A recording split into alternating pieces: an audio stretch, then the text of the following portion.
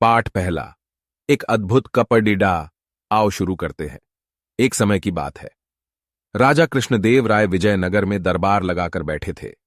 उसी समय दरबार में एक सुंदर महिला एक बक्सा लेकर आई। उस बक्से में एक मखमली साड़ी थी, जिसे निकालकर वह दरबार में राजा और सभी दरबारियों को दिखाने लगी। साड़ी इतनी सुंदर थी कि जो भी उसे देखता वह हैरान रह जाता। महिला ने राजा से कहा कि वह ऐसी ही सुंदर साड़ी बनाती है। उसके पास कुछ कारीगर हैं जो अपनी गुप्त कलाओं से इस साड़ी की बुनाई करते हैं। उसने राजा से निवेदन किया कि अगर राजा उसे कुछ धन दें तो वह उनके लिए भी ऐसी ही साड़ी बना देगी।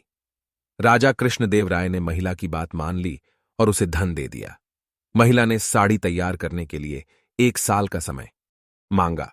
इसके बाद वह महिला साड़ी बुनने वाले अपने कारीगरों के साथ राजा के महल में रहने लगी और साड़ी की बुनाई करने लगी।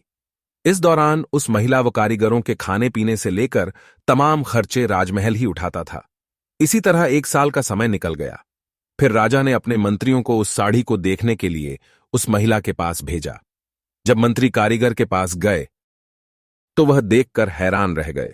वहां 2 कारीगर बिना किसी धागे या कपड़े के कुछ बुन रहे थे। महिला ने बताया कि उसके कारीगर राजा के लिए साड़ी बुन रहे हैं, लेकिन मंत्रियों ने बताया कि उन्हें कोई साड़ी दिखाई नहीं दे रही है।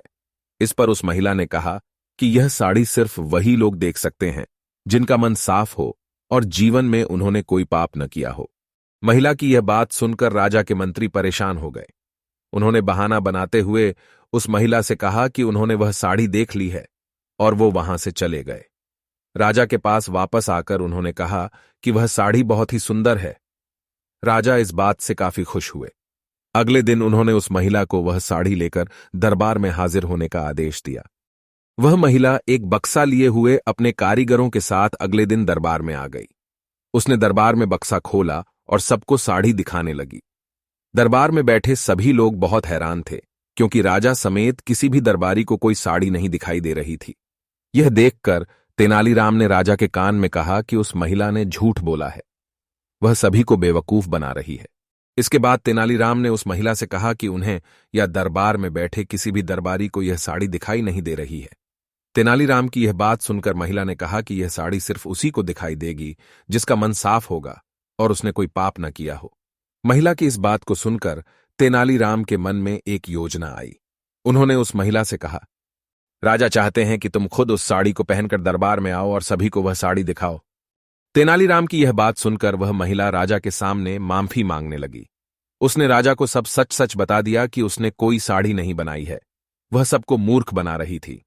महिला की बात सुनकर राजा को बहुत गुस्सा आया। उन्होंने उसे जेल में डालने की सजा सुना दी, लेकिन जब उस महिला ने बहुत विनती की तो उन्होंने उसे छोड़ दिया और माफ करके उसे जाने दिया। साथ ही राजा ने तेनालीराम की चतुराई की तारीफ भी की। द मॉरल ऑफ स्योरी कहानी से सीख, अधिक दिनों तक झूठ या धोखा छिपाया नहीं जा सकता है। एक न एक दिन सच्चाई सबसे सामने आ ही जाती है।